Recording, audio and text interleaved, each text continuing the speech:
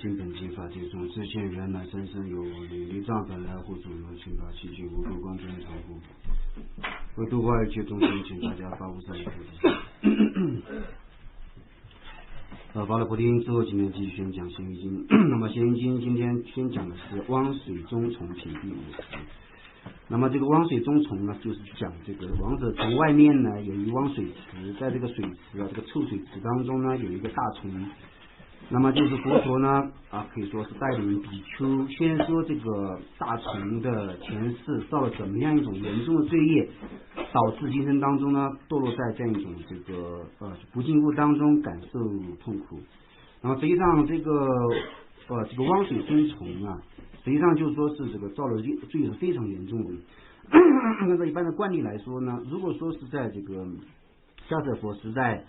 修行者的话，在释迦佛时代呢可以说会获得解脱的。那么释迦佛时代修行的人呢，在弥勒佛时代会获得解脱的。但是呢，这个汪水中这个就是说汪水中这个虫，这个大虫呢，实际上已经是在七佛的第一佛就已经出家了。但是后面呢，就说是过去七佛都已经出世之后他还没有获得解脱。而且佛陀呢也是说过，以后贤劫的诸佛都会到这个地方来宣说他的这样一种这个前后世的因缘，所以说他造了这个罪业之重就可想而知了。那么在这个当中呢，主要是讲到贪污了这个深重的财产，而且呢对于这样一种这个圣僧呢恶口相骂的缘故呢，所以说导致就是说极其严重的罪业。下面呢我们就可以通过学习经文来了解它的这种经过。如是我闻一时佛在罗月子其色觉山中，当时城边有一水池，充满污泥等不净物，有许多粪便有许多粪秽屎尿，十分肮脏腥臭。那么佛陀住在罗月子，就是王舍城就是说是这个在王舍城的灵鹫山居住的时候，当时在这个王舍城的这个城边呢有一个臭水池，里面充满了很多不清净的污泥还有多不清净的粪秽。国中那些平凡逼劣的人总是把肮脏物扔在里面。这水池中有一条大虫，它的形状是蛇，还有4只脚，在这汪污水中东奔西走，时隐时现。经历无数岁月，一直处在这池水中，感受着无量的痛苦。那么就是在这样一种这个污水池当中呢，有一条大虫它的这个形状呢像蛇一样还有4只脚，在百叶经当中也和这个公案有相似的。那么就在百叶经当中讲了这个大虫的头它像一个比丘的头，那么就是说它的身子呢就像这个蛇的身子，4只脚这样讲的。那么在这样一种这个在这个污水池当中呢，时隐时现，有的时候呢钻进去，有的时候冒出来，有的时候在爬行。那么就这样的话，就说是在这个污水池当中生活，感受很强烈的痛苦的。这时世尊带领诸比丘前后围绕到那个水池边上。世尊问比丘们：你们都知道这条大虫过去是所造的业吗？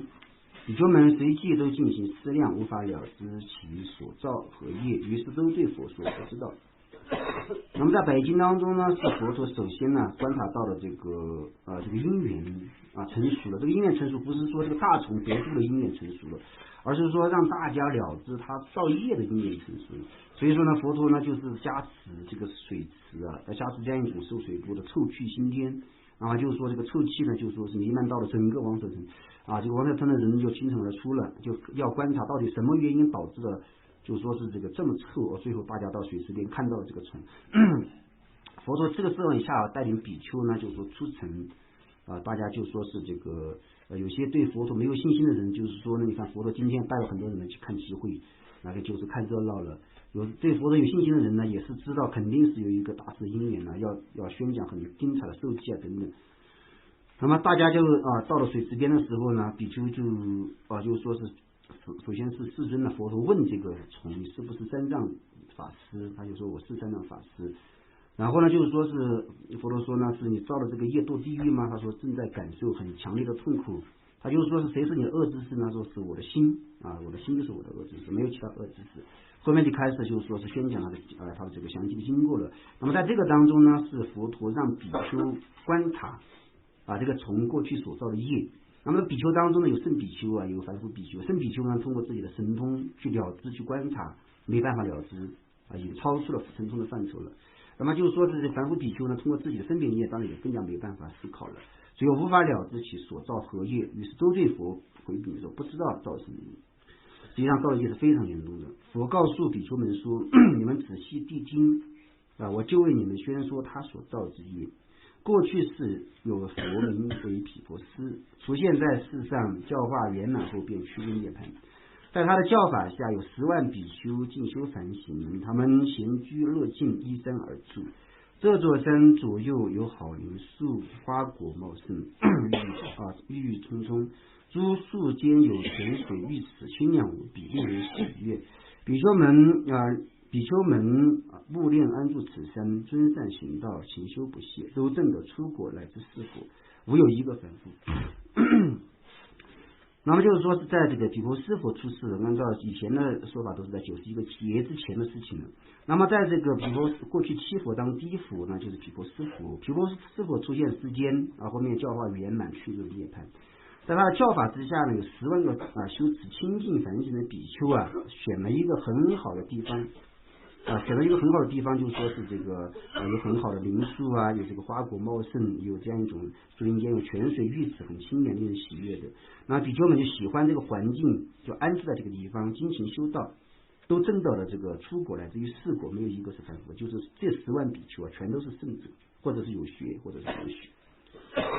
当时有500名商人共相集聚，想一起入海寻宝。他们沿着小路而行，经过这座山时，看到比丘们一心精勤修行，心中满怀欣喜崇敬，想着要设斋供养。于是商人们一起前去邀请僧众，祈求供养。正遇到众施主各自已经邀请了僧众，每天吃力不断，没有机会满足心愿。当时呢，就500个商人呢一起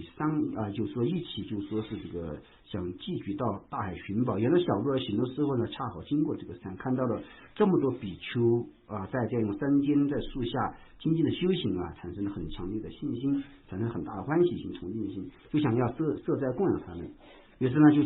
就说请僧众商量是不是可以供养。但是这个时候呢，正好遇到各个施主都已经邀请了僧众，把时间都安排好了，每天吃力不断，没有他们机会满足心愿的。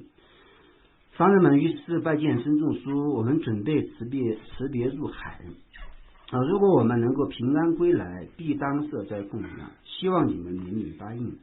比丘们听到这些话，就默许他们的请求。商人们入海后获得许多珍宝，并且平安归来。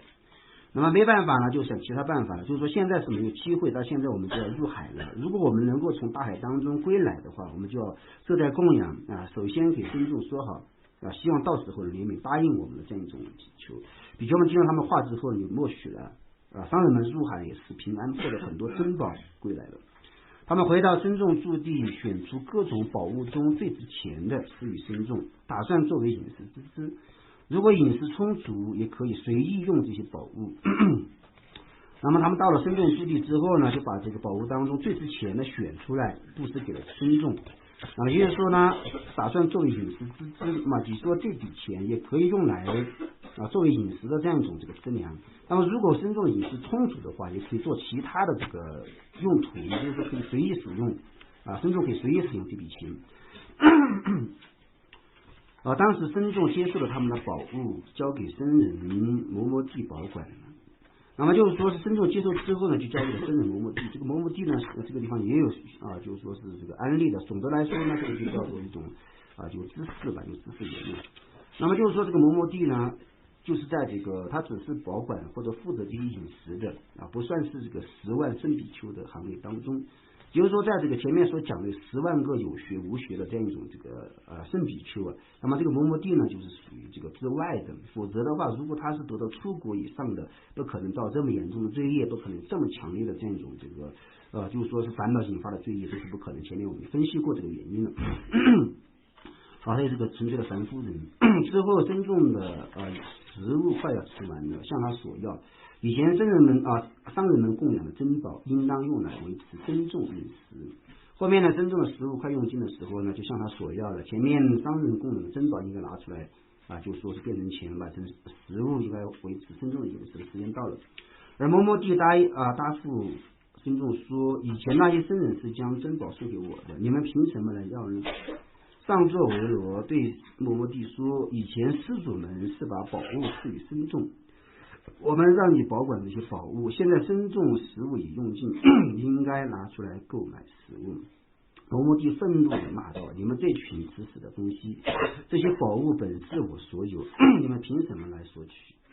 那些僧众看见摩摩帝生起恶心，即便散去。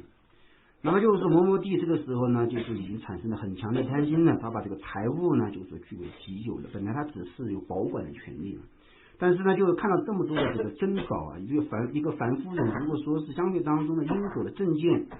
不是就是说很具足，不是很圆满的话，看到了这个钱的时候，接触钱的时候，刚开始的时候也许可以就是发现心念，但如果说是没有调伏自心，时间长了之后呢，难免就产生这样的邪念。那么有的时候这个邪念一旦产生起来，没有转造用，或者没有及时把这个邪念消掉的话，那么这个邪念一旦增长庞大了，那就会做出很多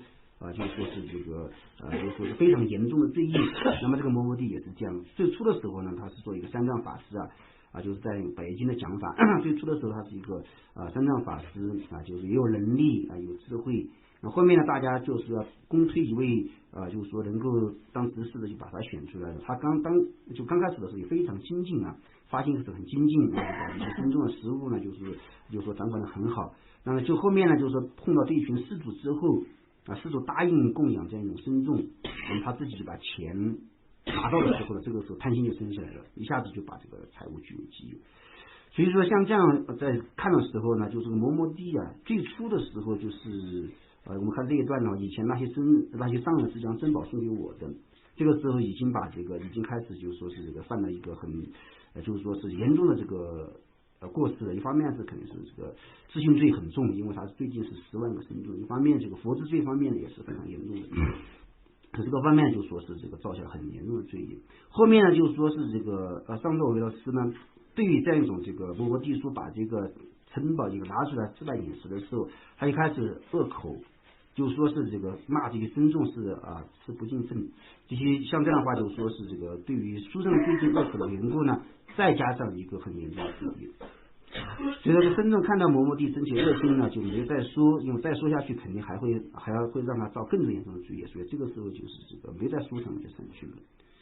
由于摩摩帝欺骗僧众，以恶口辱骂僧人的缘故，身患命中堕阿鼻地狱，身体一直辗转翻腾在滚沸的死药中，经历92劫，才得以从地狱中出来。如今又堕落在这个死药池里，经历无数岁月，仍旧不能得到解脱。为什么会这样呢？过去世中有佛名为湿气，带着诸位比丘经过此水坑时，向弟子们演说此事的前后因缘。那么摩摩帝呢，我们就看他当时当然是得到很多珍宝，也许在现实当中呢得到了很大的这个快乐，得到了很大的受用，也许没有得到，没讲。但是呢，不管怎么样呢，就是说是这个，因为造下很严重的罪过，一个是恶口辱骂僧人，一个是贪污了僧众的财产，所以说呢，身患命中之后呢，业果不续的缘故，而且尤其是这个很强烈的罪业，中间都没有缓冲的余地了。有些罪业的中间可以缓冲你可以说是这个你如果不是说顺现世受的话还有就是说是顺后受，还有顺次生受，像这样的话中间还有就是说是有些缓冲的这个几生几世。但是呢，这个时候他的这个罪过太严重，他造的是无间罪吧。所以像这样的话，就是说是这个相当于有个无间罪的这样一个罪业。所以说呢，就是说死了之后呢，就立即堕到了阿鼻地狱，就无间地狱当中，身体呢一直辗转翻腾在就说滚沸的死药当中，就是说是感受非常严重的痛苦，时间是长达92劫。那么92劫他从地狱当中出，那么这个92劫是不是大劫呢？这个也许不是大劫因为就是说是前面我们讲在就是说是就是说是这样一种这个举国师傅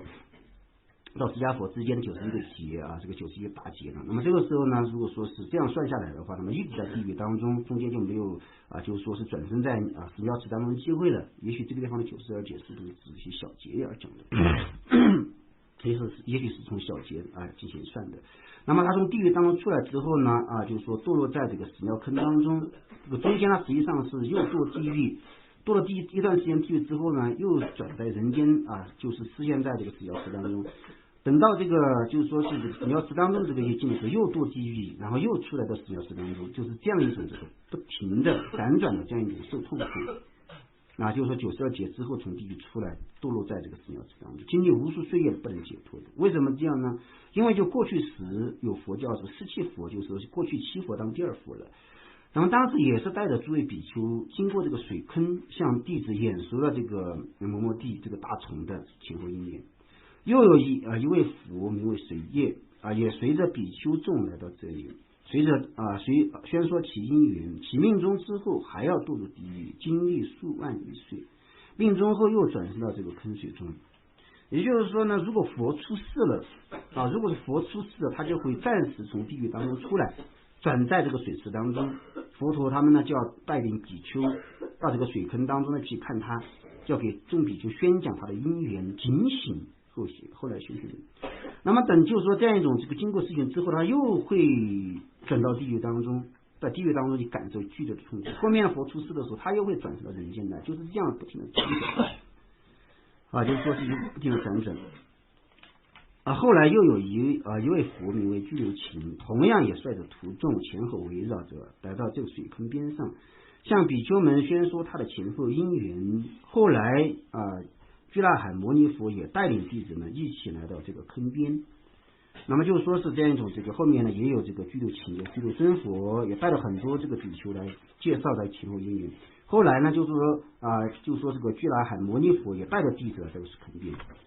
后来迦舍佛也来到这里，都为弟子们演说其因缘。到了第七佛出世，也就是我释迦牟尼，如今为你们宣说这条大虫的前后因缘，观看这条大虫。那么就是说是这个衔接的第三佛七佛当中的第六佛迦舍佛也曾经带弟子来宣讲他的因缘。现在第七佛出世的衔接第四佛释迦牟尼佛出世，也带着弟子来观看这个大虫，宣讲大虫的因缘，就是这样的。那么从这个角度来讲，这个大虫就成了一个典型的反面教材了。就是说是这个每一个佛出世的时候，都会带领弟子来介绍这个虫的这个因缘是怎么样的。即使没有受记，他什么时候可以获得解脱的如是一切当来衔接诸佛出世，每一尊佛都会这样带着弟子们到这个水坑边介绍这条大虫，宣说往昔所造业的因缘。那不单单是释迦牟尼佛，没到释迦牟尼佛为止呢。那么释迦牟尼佛只是刚开始的几尊佛，那么后面衔接诸佛出世，每一尊佛都会这样。那么衔接诸佛呢，我们就说衔接当中有千尊佛呢，在这个当中讲的衔接千佛当中，前面已经出现了这样一种这个四佛，还有996个佛，这个时间是很长的。说每尊佛呢都会这样带着弟子到水坑边来介绍这条大虫的因缘，所以这样一种这个痛苦非常严重，时间非常长，已经超过了一般的所谓前面我们所讲的一些规律了。一般的规律就是说是前面介绍了，如果在前佛在教下呢，如果你的这个戒律清净或者戒律清净你就在后佛出世的时候会获得解脱的这个方面基本上也成了一种定律。那如果就是说在前佛出世的时候，如果说是就是说是戒律有不清净的地方呢，肯定会在圣解佛的时候呢获得解脱，或者在衔接的诸佛任何一个佛当中呢，后面任何一个佛当中都有获得解脱的机会。但如果你造了很严重的罪业，这个就不好说罪过太严重了，所以说像这样的话就是这个最终会获得解脱，但是呢就很快的时间当中无法获得解脱。所以在这个衔接当中呢，终究没受记他什么时候获得解脱的。百经当中有受记的，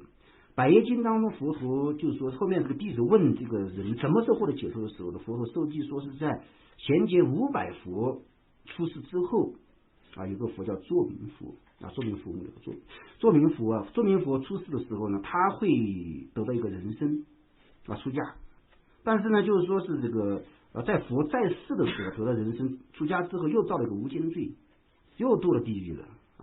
但是后面呢就是说他从地狱当中出来之后呢，已经到了这个佛的教法期了尤其当时他是在佛在世的时候成为这个比丘，但造了罪业堕地狱，从地狱当中出来之后呢，又到了佛陀的教法期。后面在这样一种教法期当中修行逐渐的就是说他的善根成熟，后面也是获得了解脱的，获得无上果，就是这样一种讲法。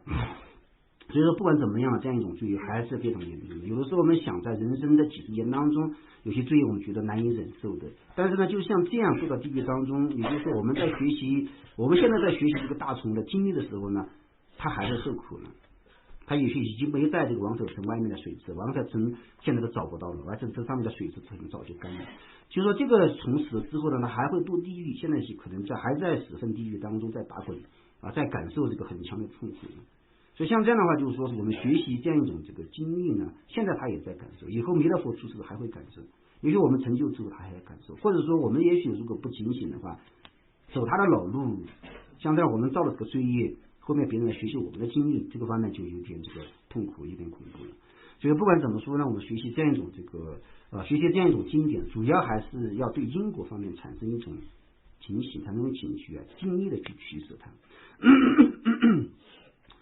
当时比丘们闻佛所说心经描述，都相互告诫勉励，甚乎身口意业，信受佛语，欢喜奉行。比丘们听了佛所讲之后呢，非常的恐怖心经描述，互相告诫，互相劝勉，一定要慎护身业，慎护口业，慎护意业，这个方面才是真正的就是保护自己的一种殊胜的方便。所以说实际上就是说这个不管怎么说呢，有的时候它只是一点点的财富就能够丧失自己的这样一种这个慧命所以呢，真正我们从观察的时候呢，如果从因果的角度来讲，有些人呢就是说是吃了小亏占大便宜的，这个也有的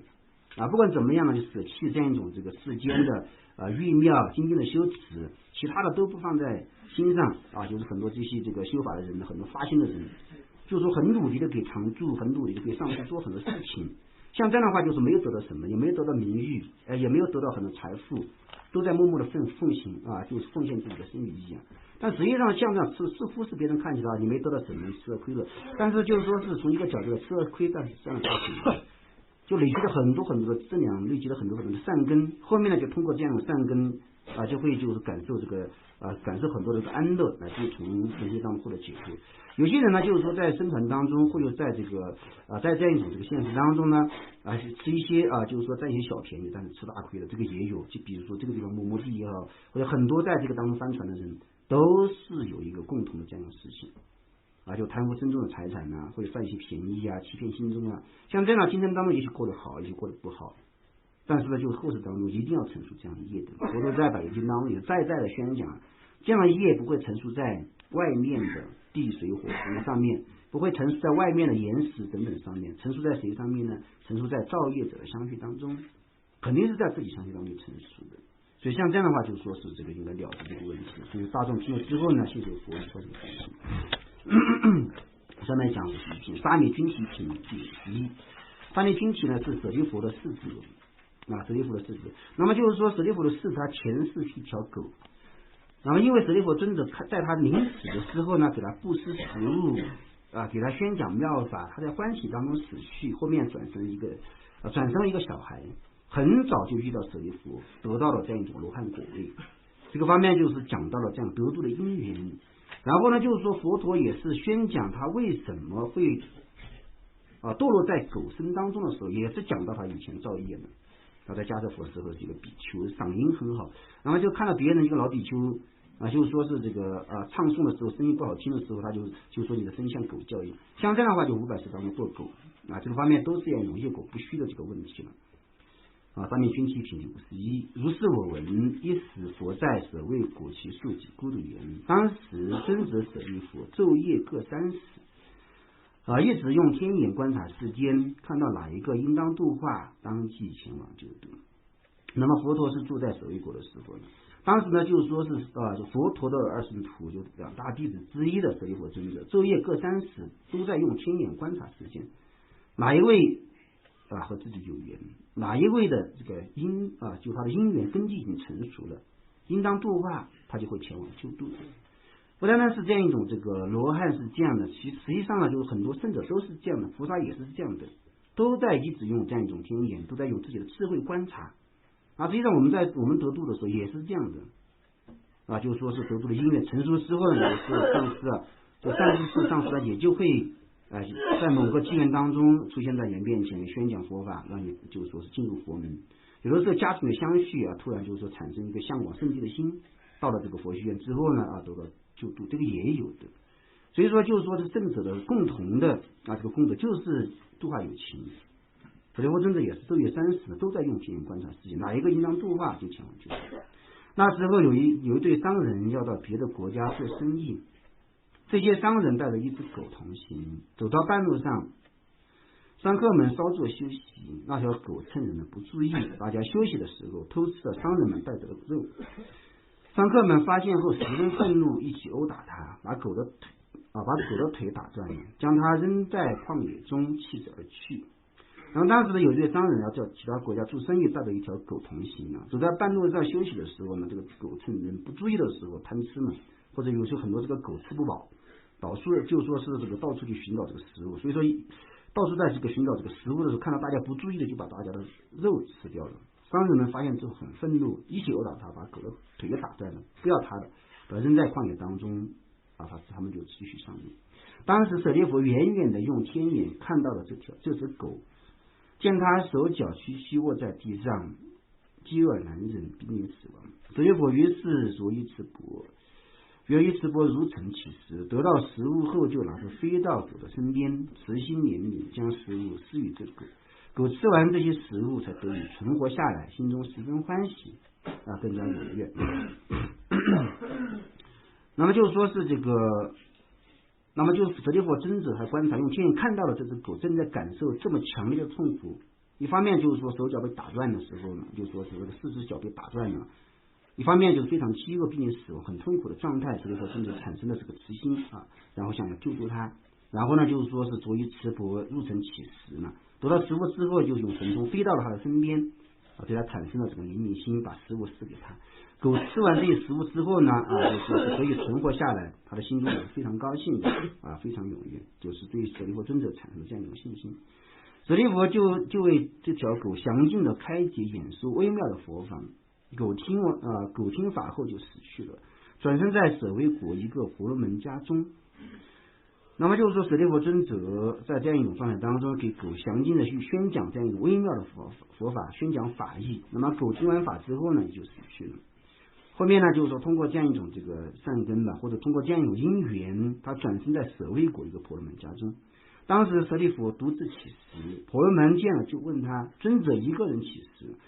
难道没有沙弥弟子吗？舍利弗说：我还没有沙弥，听说你有一个儿子，可以给我当沙弥吧。那么当时就是说起食的时候，一个婆罗门这个婆罗门呢，就是说这个就是这个沙弥群体的父亲就问，看到了舍利弗尊者一个人起食，那么就这么大一个尊者为什么一个人起食？难道没有沙弥弟子呢？这个方面的沙弥弟子实际上就是专指侍者的你有没有沙弥？就是说你有没有侍者？为什么你没有侍者一个人在外面起食呢？舍利弗说我没有沙弥，实际上舍利弗这记录的也是非常多的，就是没有沙弥，说我还没有侍者。听说你有一个儿子可以给我做沙弥吧，或者就是给我做侍者是可以的。因为做侍者的话，就说是沙弥的身份，他有说是没有很多这个就是说像比丘一样的具足戒有些是开许可以做的，比丘不能做，他可以做。所以说这个侍者呢，应该是沙弥身份最好的。婆罗门答道：我确实有一个儿子，名叫君提，但年纪尚小，还不能做事。等他长大了，我会把他交给您做沙弥的。那么就是说是这个婆罗门说呢，我确实有个儿子名字叫君提，但是年纪太小了刚生下来不久，没办法成事。如果他长大之后呢，我就会把他供养你给你做沙弥的。舍利弗听了婆罗门此话后，当即记在心中，返回了奇桓精舍。过了7年后，舍利弗又到婆罗门家来要，婆罗门就把他的儿子交给舍利弗，让他出家。那么舍利弗听到婆罗门的话之后呢，就把这个话记在心中了并不是说舍利弗尊者一定要有一个侍者，一定有个沙弥，而是说他要度化这个众生，要度化群体，让他从轮回当中获得解脱，所以把这个事情记在心中。7年过后有些地方讲就是在这个群体7岁的时候7岁的时候可以出家了就可以做虚无沙弥了。像这样的话就可以做一些事情。那么就是说是这个舍利弗就到了婆罗门家来要了，这个时候呢，婆罗门就把儿子交给了舍利弗尊者，让他出家。舍利弗接受了群体，带他回到了奇桓让他做了沙弥，慢慢的为他演说各种微妙的佛法。沙弥群体心地开解，获得了阿罗汉果，6种神通通彻无碍，具足种种功德。那么就是说是他把这个群体带到这个经舍当中之后呢，慢慢的随着他的根性，给他宣说各种各样微妙佛法。那么这个沙弥群体的前世都是有善根的，一方面在迦叶佛时代曾经出过家的，一个方面在前世做狗的时候呢，就说舍利弗尊者也给他宣讲过佛法，就内心当中早就有过种子了。相续当中有种子和没种子，就是实际上差别是很大的。就是如果说前世我们总过这个佛法的因缘，或者相续当中因缘很深的话，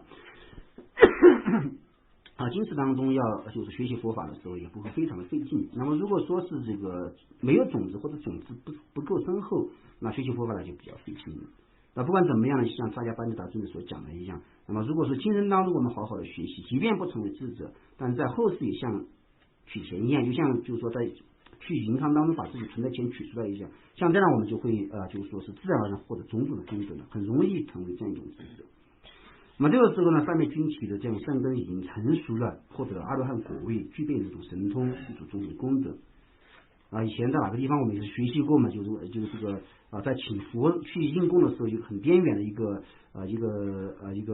就是说妻子吧，一个国王的妻子嘛，商主的妻子请佛去供养，很多甚至用神通去，当时就说一个一个问这个是不是佛？说不是佛，这个焦神如这个是不是佛？这个不是佛，是谁大德？那么这个是不是佛？不是佛，这个是沙弥均体，这个是7岁得阿罗汉的。像这样的话，就是讲这样一种问题了。所以说他也是就是说是佛法当中很出名的一个沙弥。均体沙弥刚刚得到后，自己凭神通智慧关照自己过去世中造作了什么业，而到此生且能遇到圣贤之师，证悟圣果。他看见自己前生是一只恶狗，承蒙师父舍利弗的恩德，现世得到了人生，并获得了道果，深深欣喜，心中想到：我蒙受师恩，得以解脱众苦，现在应当全身心的侍奉恩师，满足他的需要，永远做沙弥，不做大戒。那么就沙弥得到之后呢，就凭自己的神通观察，到底是什么自己过去造了什么业得到了人生，又遇到为什么什么业遇到了这么好的师父证悟了圣果的。结果通过自己的宿命通一观看的时候呢，自己前世是一只恶狗，在旷野当中濒临死亡的时候呢，得到舍利弗尊者的救度，宣讲佛法，现实当中得到人生，而且呢获得了道果，很高兴。他也讲了，我是因为师父的恩德才得以解脱众苦的，现在我要报恩，应该全身心的侍奉师父，满足他的需要，永远做沙弥，不受大戒的。就不受大戒。于是阿难就请问世尊，不知道他往昔做了什么恶业转为狗身，而造作什么善行而得到解脱。佛对阿难说，在以往迦叶佛的时候，有一群比丘聚在一起，有位年轻的比丘声音清亮和雅，很善于就是说唱诵佛经，就说是这个唱诵念经，人们都乐于听他诵经。那么阿难尊者就问世尊，这个就说是这个均体沙弥一方面就说很稀有，但是往昔又做什么业转为狗身呢？造什么善业得到解脱的？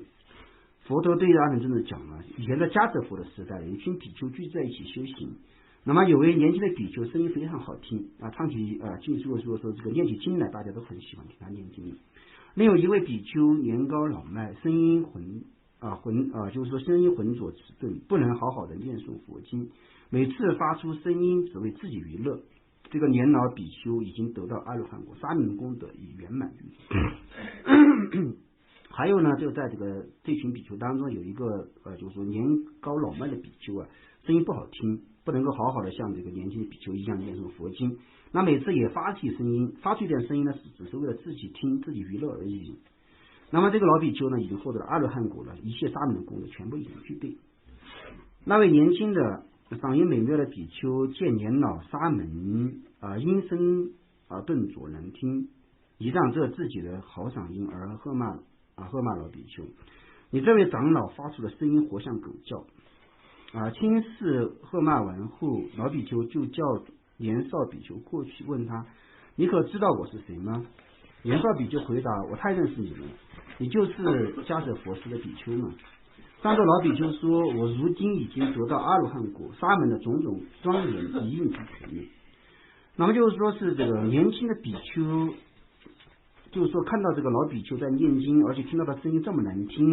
一方面就产生了傲慢产生了轻视别人的心前面我们分析过，这个产生傲慢总是有一些资本的，或者认为自己有资本，或者的确有一些超胜别人的东西，在这样的情况下，如果不调伏自心很容易发生类似的事情。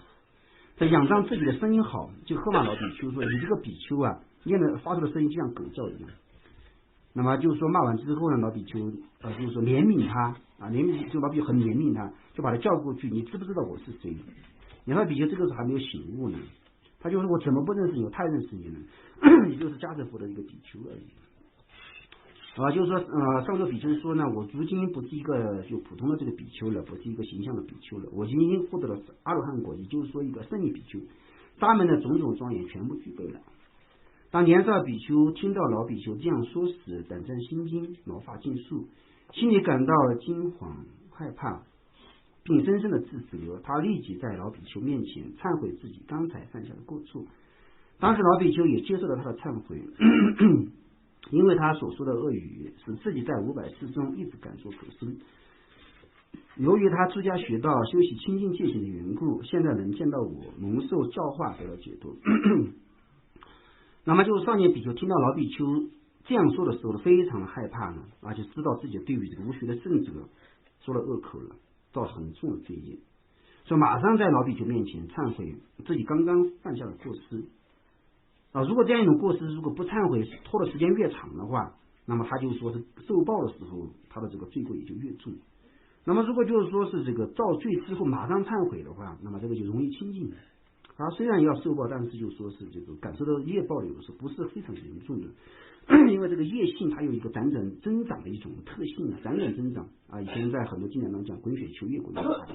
就说是这个如果说是我们造了业之后呢，造了业之后是不是就放在这儿它不动弹的？不会这样的，它会增长的。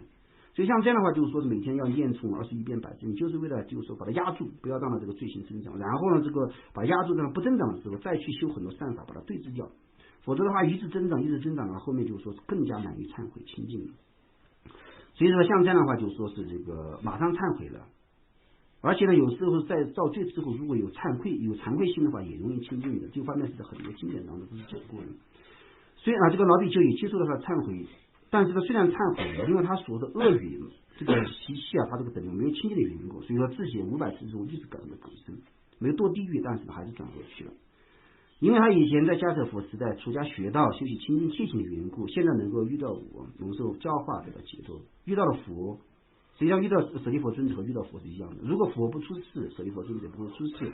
君提沙弥也不可能在舍利弗尊者教下得到这样一种阿罗汉果的。所以说现在能够遇到我，蒙受教化得到解脱。在这个故事当中呢，这个君提沙弥他得度有2个因缘，一个是远因，一个是近因。那么远因呢，就是他曾经在迦叶佛时代修习过佛法，总过得度的因缘，这个是远因呢。那么就是说是有这个善根的缘故，那么在今生当中才有这个近因就是遇到舍利弗尊者，然后呢就是说是这个从葛生当中解脱出来，获得这样一种人生，再修佛法获得解脱这个方面就是这样一个案例的。那么在百经当中呢，也有和相似的，也是讲这个舍利弗尊者的这个逝者，但是他名字叫小眼就小眼沙弥嘛，在第2个公案第9个关当中也是讲过这个问题。那么就是也是在舍利弗尊者在去化缘的一条狗曾经咬伤过舍利弗尊者的脚。后面呢就是说是这个尊者呢也是和这个居士和这个狗的主人慢慢很熟悉。那么这个狗的态度呢也是逐渐转变了，舍利弗尊者经常把玻璃里面剩下的饭给它吃，所以这个狗呢对舍利弗尊者的态度慢慢转变，后面对他身体信心死去了。所以之后他的善根成熟了之后呢，就说是转为人身，善根成熟之后呢，后面就说是这个出家了。舍利弗尊者调化他之后呢，获得了雪罗果。那么有一天他给师父洗脚的时候呢，看到有很大块伤疤呢，他说师父你这个伤疤怎么回事他说你自己看一下怎么回事，你观察一下怎么回事。他一观察我自己前世变狗的时候自己咬的。像这样的话就是说是他一观察不自己，如果不是师父这样就是怜悯救度我的话，他就是一观察的时候500世之前是狗，他再一观察如果不遇到舍利弗500世之后还是狗